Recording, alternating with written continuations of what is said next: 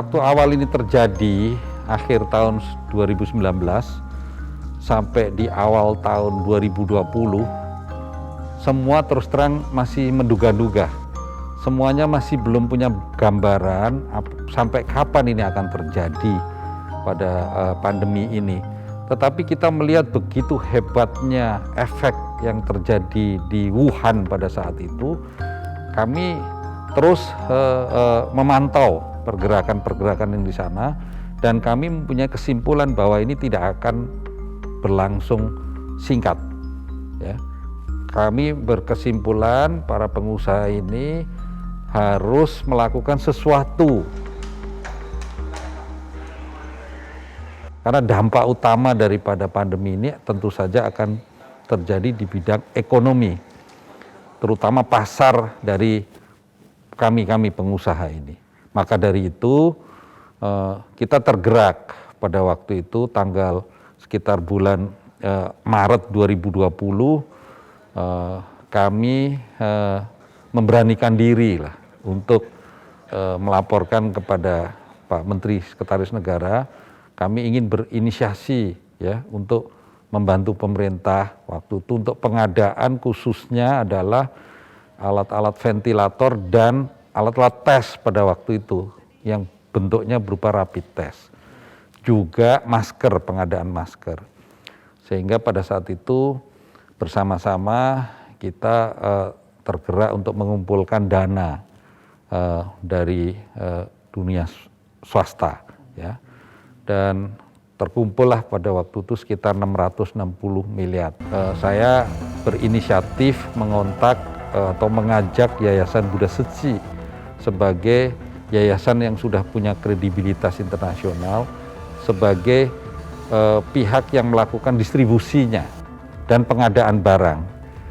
Lalu untuk pengumpulan funding atau dananya, kami mengajak Kamar Dagang dan Industri (Kadin) Indonesia untuk bersama-sama, karena ini tidak terbatas kepada hanya pengusaha besar saja, namun kita juga mengajak seluruh lapisan pengusaha anggota Kadin untuk berpartisipasi. Nah, kemudian ternyata pandemi ini terus berjalan kan. Nah, kami berpikir lagi kemarin dengan masuknya gelombang Delta itu, ya, ternyata yang kurang ataupun yang krisis terjadi adalah oksigen. Ya, ini beda lagi. Jadi antara gelombang 1, gelombang 2 dan gelombang 3 itu yang dibutuhkan berbeda sebenarnya. Kondisi krisisnya, ya. Yang ketiga ini oksigen satu dan obat-obatan yang tiba-tiba melonjak luar biasa tingginya. Nah, jadi di sanalah kita akhirnya sepakat untuk mengumpulkan dana kembali, ya. Saat ini sudah terjadi dan sedang terus dikumpulkan, ya. Sudah terkumpul sekitar 300-an miliar, dipakai untuk pembelian konsentrator oksigen, kemudian juga obat-obatan yang mahal yang kita bisa import langsung.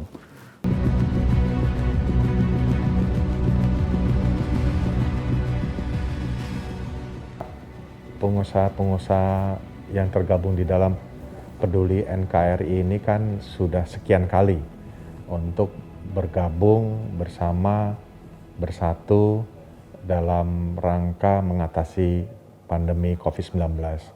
Sejak dari awal sudah bergabung untuk mengatasi, dan ini adalah pandemi yang kedua di posisi 2021. Beliau-beliau itu yang pengusaha tergabung di dalam Peduli NKRI kembali lagi untuk memberikan bantuan kepada seluruh masyarakat, lapisan masyarakat. Kami paham bahwa seluruh lapisan, baik itu dari mulai masyarakat bawah sampai dengan masyarakat yang memiliki usaha itu berdampak. Contoh, mal harus tutup, contoh usaha-usaha mereka harus dikurangi, karyawannya harus dirumahkan untuk dikurangi supaya tidak penularan, sehingga banyaklah dampaknya. Tetapi saya mengapresiasi walaupun demikian sulit, para pengusaha itu menunjukkan jati dirinya, ya saat-saat kita memang kondisi agak terpuruk terkait dengan COVID-19, ternyata pengusaha itu memberikan jati dirinya yang terbaik, dan disitulah kita melihat bahwa beliau-beliau ini cinta NKRI, tidak hanya berusaha mencari sebuah laba, tetapi mereka bahu-membahu membantu pemerintah.